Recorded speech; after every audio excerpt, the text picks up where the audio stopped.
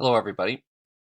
I've been reading through some of the comments on the Google form for today, and it seemed like there's maybe still some confusion about particularly RNA and how it sort of functions in translation, and a few questions about transcription too. So I'm just going to run through a few things, sort of what we know to this point, and hopefully with some more practice, you'll start feeling more comfortable about it. But here we go.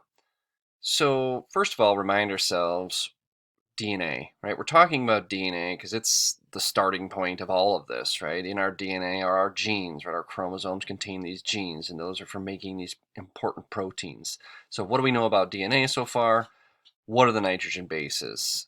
Okay, hopefully we know now, right, that we have adenine and thymine, and those two pair up, and we have cytosine and guanine. Build the corresponding DNA strand sequence. So if I were to give you a short strand of DNA, C would be with what, G would be with what, right? Think about that. And there you go, right? So C's with G's and right, vice versa. G's with C's, A's with T's, right? So this is DNA. So this would be considered a base pair, right? CG, GC, AT, right? Those are each a base pair. Remember, in every single one of your cells in a human, you've got about 3 billion base pairs. So a lot of genetic material. But of course, that's not all that makes up DNA, right? As a polymer, DNA also has phosphates and a sugar. Okay, so here's looking at something that maybe looks familiar to you. And what is this? Replication, transcription, or translation? Well, let's look at the players, right? So hopefully we all recognize this as a strand of DNA. And hopefully we see ACE here, we see ACE here, ACE here, right? We know that we're dealing with some kinds of enzymes. And so if you take a look, the first enzyme involved is really kind of a scissors. It cuts the DNA between its base pairs, right? So if this green one here is a cytosine, opposite, of course, would be this bluish one, which is a guanine, right? It's getting cut between those two. Okay, the helix is being cut by a helicase. Then if we look up here, DNA polymerase. So this is an enzyme that polymerizes DNA. In other words, takes the monomers and makes DNA strands. So at the end of this, you can see here we have one DNA strand we start with, we end up with two DNA strands. This is replication, okay? This is mitosis, right? I mean, this is how mitosis works, right? When we talked about synthesis, right?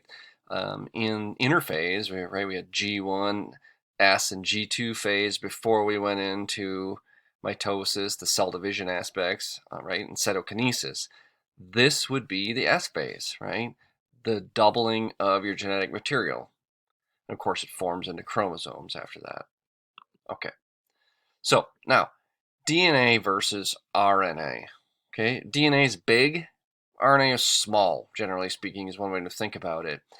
DNA, the characteristic, it's double-stranded like this one here, right? We've got two different sides to the ladder. RNA, single-stranded. There's different sugars, which is really not that critical, but just so you know, right? You have a sugar here, a deoxyribose versus a ribose. Tells you there's some oxygen in one and not in the other. Nothing that we need to concern ourselves with. And then there's one other piece. Uracil is the base that's used, very similar to thymine, but RNA only uses uracil. Again, that's outside of our scope. As to why that is, not really all that important, but for us, we need to remember that instead of a T, we have a U in RNA. Okay, so a little bit of practice here again. What are we looking at here? Hopefully we all see that that is DNA because it's double-stranded. If these are my nitrogen bases in my strand, what am I looking at? G, C, U, A, U. Well, I see some U's in there, so now I know I'm looking at RNA because it contains some uracil. Okay, it contains ribose. Again, RNA, right? Ribonucleic acid. And then finally has nucleic acids. Well, that's both of them.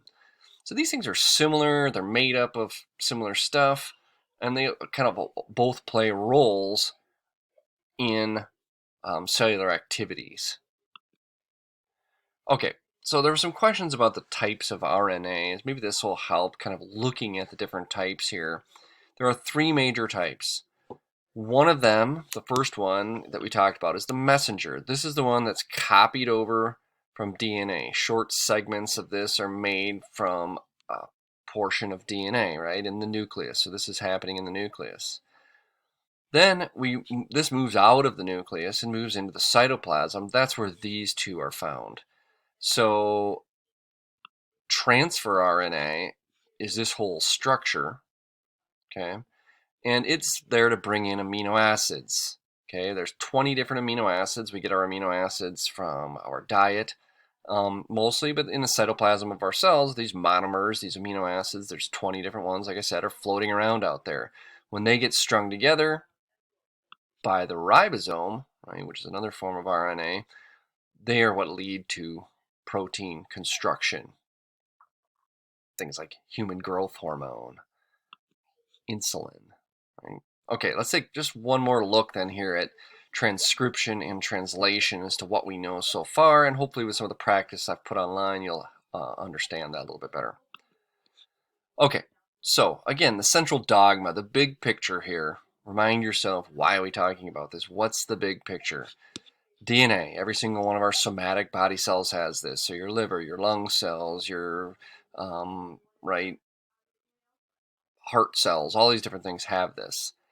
And all of those cells need proteins to function properly. If it's your pancreas, right, it maybe those pancreatic cells are producing the protein insulin. So how does that happen? So the DNA in that pancreatic cell, the islet cells in particular inside the pancreas, have to go through this process. They transcribe or write over, right, is what they're doing, a portion of the DNA that says, here's how to make insulin, into this messenger RNA. That's done again in the nucleus. And then it's translated out in the cytoplasm using the tRNA and rRNA into the protein insulin. Okay? So remember, your traits are determined by proteins, and you need proteins for carrying out everyday life.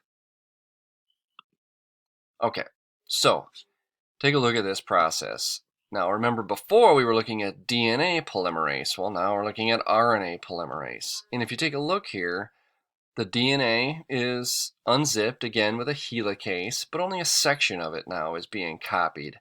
And only one half of that section, in fact, is being copied. So now we know we're looking at transcription. We're writing over, right? Transcribing, writing over from this section of DNA to this piece of RNA. So G is written over to a C, and this A is written over to a U, because we know RNA uses uracil. And that enzyme is helping with that process, right? Remember, these enzymes are very large proteins that help with this process. So there's our newly made RNA. That's our mRNA. So that's transcription in a nutshell, right? The whole thing there. Okay. Translation, right, is now turning that mRNA, so that's this little section here, into an actual protein. So you can see these amino acids are strung together, right, by the rRNA, the ribosome in the background here, and with the help of the tRNA, these guys floating around here. Lysine would be a name for a type of amino acid. Remember, and this is critical, translation, just like if I were translating words, right, I'd have to know how many letters are in that word in order to be able to say that word. So there's going to be some sort of punctuation in this sentence, if you will. And it's read in 3 letters at a time. Those are called codons. So AUG would be a codon, UUC would be a codon, AAA would be a codon. And then again, the ribosome in the back there is helping. Okay, so how does translation work? Okay, translation uses the mRNA code. That's critical that you recognize that. So there's a couple different ways, right? These are ciphers, so to speak, different ways of reading the code. And the first one here on the left, you read from the inside to the outside. Okay, so these are the 20 different amino acids. Some of them are doubled up here, so there's more than one codon that'll code for them. This one over here, you start over here, you go to the second position, and you go over here. So let's just practice a few of these, okay? A, U, G. If I go over here, I go A, U, G. That is methionine, okay? That's oftentimes referred to as the start codon. So that's going to say, here's where you start reading this piece of mRNA to start making whatever protein you're going to be making, okay? CCG, okay? Let's go over here. C, okay, so we know we're in this range here. C, we come down, okay, and then G, okay, so CCG, you can see here, makes proline, okay, another one. And then finally, UGA, I like the circular one better, I think it's easier to read. UGA is our stop codon, so that says we're done, okay, so there you go, methionine, proline, stop. Okay, so that's translation, right? See how we translated from the mRNA, which is one form of language, into amino acids, which is another form of language. Okay, to end with, there were some questions about how do amino acids turn into proteins. Well, amino acids are themselves fairly large particles, the monomers, and a lot of times they have charges on them, and those charges get attracted to each other. So if I have a positively charged amino acid over here and a negatively charged one over here, they'll bend towards each other. That folding is what makes these different shapes for amino acids, right? Hemoglobin is the amino acid that carries our oxygen for us. It's a very large protein. Lots of amino acids fold on each other. Okay, sometimes that folding goes wrong, and that's when we're going to start talking about how mutations can impact our traits because they impact our amino acids, which impacts the structure of our proteins. Okay, hopefully that's helpful. But again, continue to do the practice. I think that's going to be the biggest thing for understanding this process. See you next time.